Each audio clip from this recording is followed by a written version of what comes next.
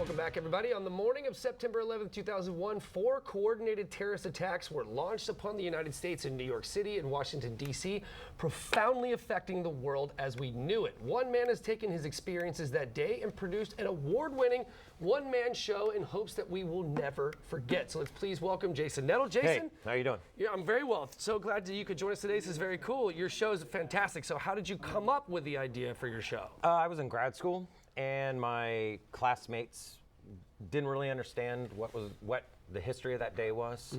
And I realized we were getting further away from the day, and it was becoming a time where people said, oh, it's just another day.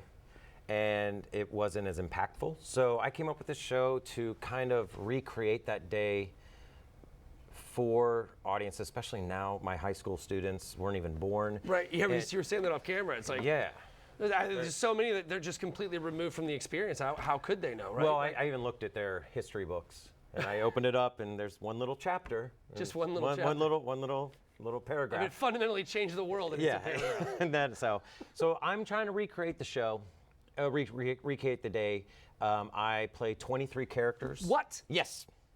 I'm an actor. Wow, no kidding. Like, for real. And I will say, it's people are like, oh, it's 9/11. It's a sad show, but it's not a depressing show. Right, you're saying it's more like inspirational, It's inspirational for the fact that we all go through a time where we say, oh, life is short. Oh, there was a tragedy. I mean, I even saw it last week after the Georgia high school shooting where people said, you know, life is short. You got to hug the ones you're closest to. Well, everyone in the country on September 12th did that at the same time. Yep. And it was enlightening. Yeah. And there was no hate.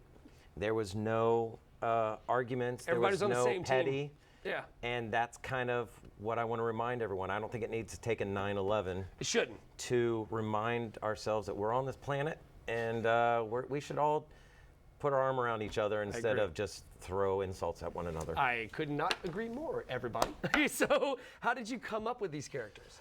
I have read probably every book written about 9/11. I've watched every documentary. And what I do is I take a phrase or an image or something that I'll learn from. I'm like, oh my gosh, I didn't know that happened. And what I'll do is I'll create a fictional character around that, and I'll add.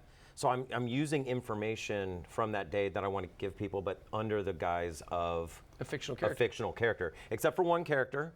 And that's my character, which happened to me that day. So I play a bartender talking to these firemen who came to my bar all that week. Wow. And I just, that had to be a wild day. They would just come in, and I would just keep serving them drinks and hearing their stories and just let them do what they had to do. So that one monologue is the only one that is non-fictional. Oh, wow. That's very beautiful. So you were actually living in New York?